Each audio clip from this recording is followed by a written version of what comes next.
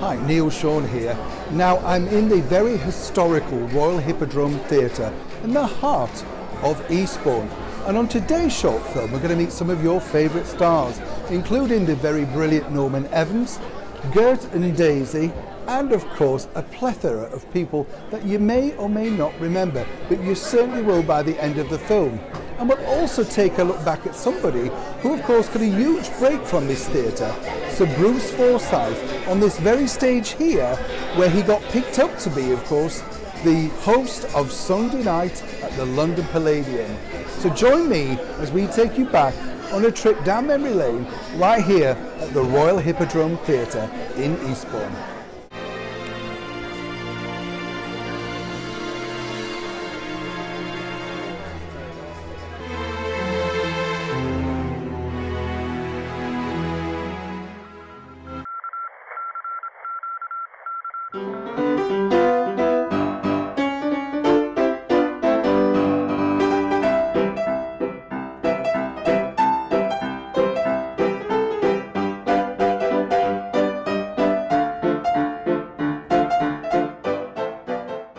Now cast your mind back to when we all went on holiday to the great British seaside. You normally arrived on the Saturday with your suitcases and then found your way to your boarding house. Now once you'd found your way to your boarding house, the next best thing to do really was to track down exactly where the beach was and what that had to offer if you had children. But more importantly, if you're an adult, you really wanted to see what shows were on. Now, by that I mean if you're at certain seaside resorts, you had your own choice of many theatres. And that's where we come to today's theatre, the Royal Hippodrome in Eastbourne. It was incredibly popular as a variety theatre in of course the 30s, 40s, 50s, right up until the late 70s. But what I love about when you look back at the British seaside holiday is simply this. What you could do there for virtually nothing is watch a beauty contest, see celebrities up close, the likes of people you couldn't normally get that close to unless you were paying some money to go and see them in the theatre. And that's why of course the Royal Hippodrome did so well. It really did bring in the major stars, and it was often seen as the posher equivalent to of course its nearest rival, Brighton. Now here at the Grand Hotel in Eastbourne, way back in the late 1890s, this really was the star spotting place, particularly if you were starring at the Royal Hippodrome Theatre. In fact, the hotel here was something of the equivalent today of the selfie, Twitter, Facebook, because all the major stars of the day would stay here while starring at the Hippodrome. So if you really wanted to see the stars arriving, well, this was the place to be. And it's important to note that the rumours are, of course, that Dame Nellie Melba stayed here, along with other great stars like Caruso and some lesser stars you may think, like Little Titch. But they were very clever in making sure that people knew they were staying at the finest and grandest hotel in this coastal resort, and more importantly, that they were in the town starring at your local theatre. This hotel is definitely well worth a visit if you're coming to the Royal Hippodrome to soak in their history. There's plenty of showbiz history in here also. The Hippodrome Theatre Seaside Road opened in 1883 as the new Theatre Royal and Opera House, and it'd been granted that title by the Prince of Wales no less. Now the theatre itself was modelled a little bit on the famous Savoy Theatre in the Strand in London. And that's what gives it its unique appearance. It doesn't really look traditionally like a variety theatre, and it also doesn't really look like an opera house, but it is magnificent inside, and it's well worth the price of a ticket just to go in and have a look at how this well-preserved auditorium remains today. Now in 1904 the theatre was renamed the Eastbourne Hippodrome and began a period of twice nightly variety shows, including, I love this, Mr. Harry Houdini, who of course famously publicised his escape from Eastbourne police cells. I bet a lot of people would like to do that today. They also had big stars of the day like Harry Tate, Marie Lloyd, Hetty King, and one of my favourites, Rob Wilton, famous of course for The Day War Broke Out. Now, when it really took off was basically after the war, because all manner of big variety stars came along, including Cyril Fletcher, and then of course Elsie and Doris Waters, who were billed as stars of radio. And they appeared in the theatre there in the 50s and right through until the early 60s. The theatre, of course, has continued to reinvent itself while welcoming the biggest stars of the period, including Dame Vera Lynn, Peter Sellers, Harry Seacombe, Tommy Trinder, and one of my favourites, Ken Goodwin. Did you know though that the Hippodrome could have been immortalised on the big screen? Sir Laurence Olivier, of course, starred in this wonderful film, The Entertainer. Let's take a quick look.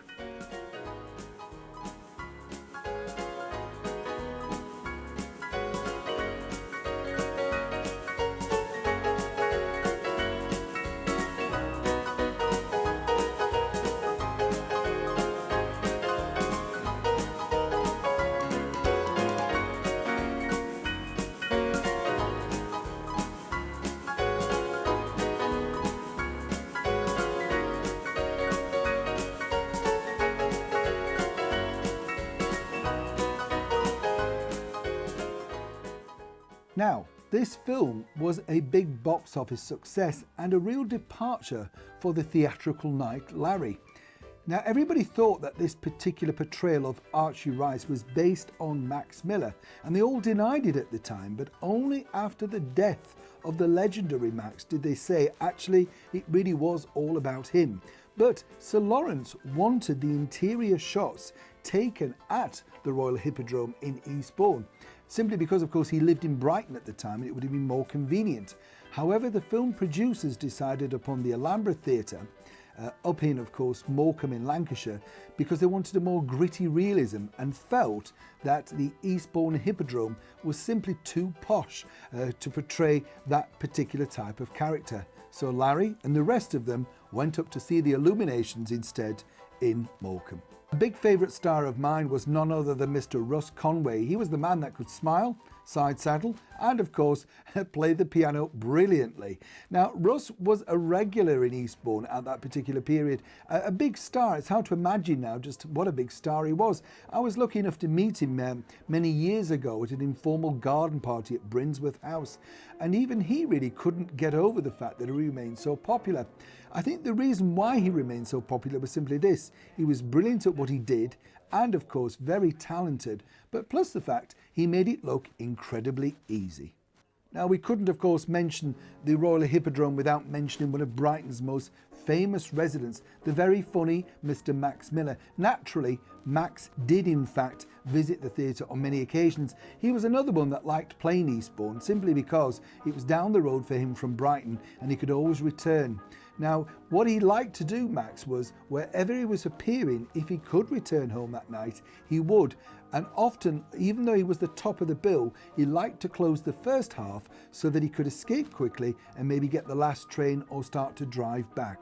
But we do know that he thoroughly enjoyed his time, along with the audiences, at the Royal Hippodrome in Eastbourne. The beauty of this particular theatre is it's been saved by people who truly love it. Of course, the council now own it, but it really was the friends of the Royal Hippodrome that were able to make this theatre survive, thrive, and still be a beautiful gem in the heart of the town today. Do come and have a look round with me.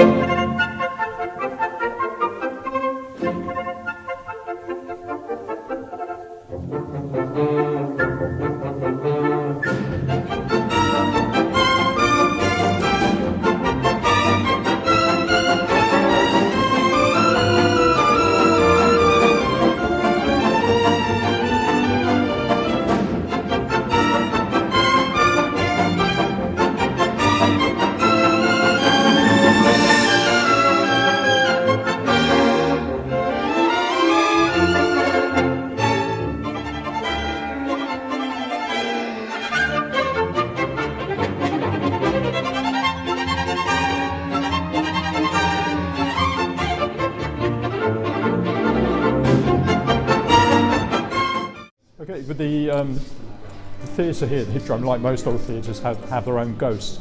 There's several apparitions have been seen and ghostly experience occurred here. The most recent was just a few months ago when one of the sound engineers was on his own in the theatre and several of the seats started lifting and dropping down. So he exited very quickly. And a couple of years ago, one of the ushers was talking to a young girl, and the mother had just gone to pick the car up at the end of the show. And as she was standing with her back to the, going up to the dress circle, she heard a very high-pitched voice say, "Excuse me, please."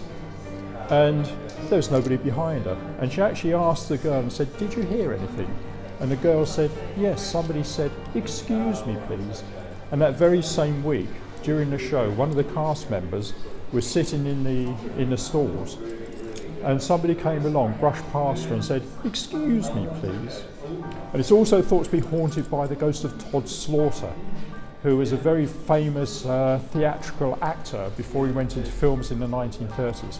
But he always played the dark parts, and it's estimated that on stage he killed 15,000 people. And apparently the sound of him, his last stage performance was at the Hippodrome Theatre, and they think his ghost still haunts the place, and occasionally at night chains can be heard. Now, Eastbourne itself was full of seaside entertainment. You know, you're talking about the golden days of variety, and places like the Pier Theatre just behind me had endless summer seasons with the wonderful Mr. Sandy Powell. But there were other great stars hitting the town on a regular basis too, including two of my favourites, the very brilliant Gert and Daisy, formerly BBC radio stars. Take a look at this. Now, two very funny women, of course, Elsie and Doris, otherwise known as Gert and Daisy. What I loved about them was they created characters that really were the forerunners of things like Victoria Wood sketches. They were very, very popular during the war and continued to be huge attractions at the Hippodrome right through the 50s. A lot of people thought they were a little bit confused as why they were called Gert and Daisy and then Elsie and Doris, but of course those were the characters that they created, and they decided to remain in character whenever they were filming like Pathy newsreels and stuff like that, because they believed that people only wanted to see them in their character roles. And let's not forget, of course, they were related, of course, to the wonderful film star Jack Warner, who was their brother. So, of course, they had a few opportunities to get into many other things. Such was the power and popularity of Jack. Now, one of my all-time favourite comedians, and I'm sure one of yours too, is the very brilliant Norman Evans, over the garden wall, Valley Fairbottom. Now, he was a regular here at the Hippodrome to great success, and a lot of people thought, you know, that Norman wouldn't be a huge success, but he was. Even in America, they loved him on the Ed Sullivan Show, which is hard to imagine how that northern humour translated to US audience. But down here in Eastbourne, they totally loved him, and here's the reason why.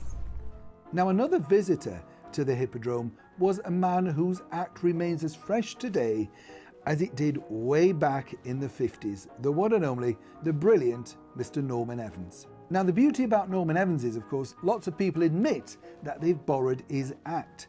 Most famously, Les Dawson, who created Sissy and Ada with a wonderful Roy Barraclough as his sidekick. But even in today's society, people say, oh, you know, nobody does that now. Well, let me tell you, Norman Evans truly inspired another man who has made a huge success appearing in drag on our national TV screens, none other than, of course, the star of Mrs. Brown's Boys, who openly admitted he liked to look at Norman Evans and see how he reacted to an audience to create the character that we've all grown to love on our TV screens today, Mammy. Oh, I say, have you really? Well, I haven't been well myself, you know, because... Have you? What do you mean, then? I really enjoyed that. That was great. You know, I dig rock and roll. Well, yes. It'll make you feel a bit worried, won't it? I wouldn't bother if I was you. Oh, no. Perhaps it's to see your bread, you know. You can't tell. Yes. So a bit of bicarbonate will shift it, you know. I shouldn't worry over that because... Yes, I saw your old man this morning. He's looking very well, isn't he? Is what? Middle-aged spread? Oh, I'll get some of that. Is it on point? Because...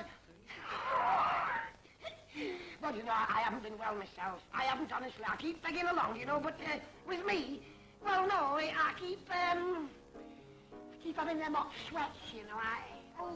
It takes it out of you, you know. These men, they don't. They don't know what it is. No, well, he's the same.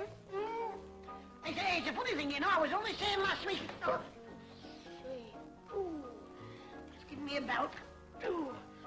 we couldn't conclude without mentioning another brilliant comedian and a man I was lucky enough to meet on quite a few occasions.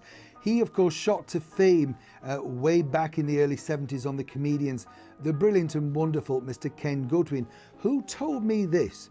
He said the reason why I liked performing in Eastbourne was there are a higher class of comedy evaluation, and by that he meant was he thought that when he came to Eastbourne, the people there truly enjoyed his silly knockabout comedy.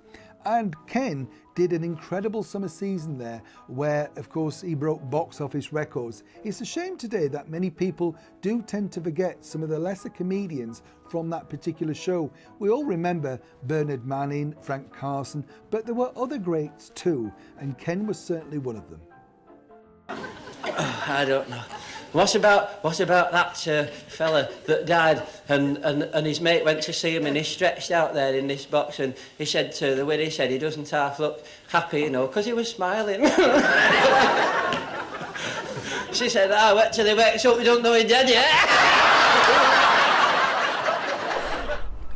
Now, another great star that many people have forgotten had a wonderful association with the Royal Hippodrome Theatre here in Eastbourne is none other than the late great Sir Bruce Forsyth. Now, Sir Bruce, of course, is known today as the host of the mega successful Strictly Come Dancing, but way back in the late 50s, just before he landed that career-defining role starring in Sunday Night at the London Palladium, where he made the show his own, taking over, of course, from another wonderful comedian, Tommy Trinder.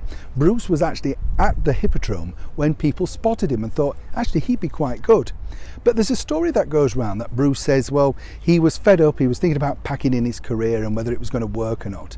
And he was fed up because simply he was at a low-end Seaside theatre. He often said that he never said that wasn't the case. He was thrilled to be in the show, but of course, like anybody, once you get the show of a lifetime, then you totally realise that this is the big break that you want. And he said he owed a lot to the Hippodrome, simply because without the people coming to see him there, he may never have got the role that we all now love and remember him for.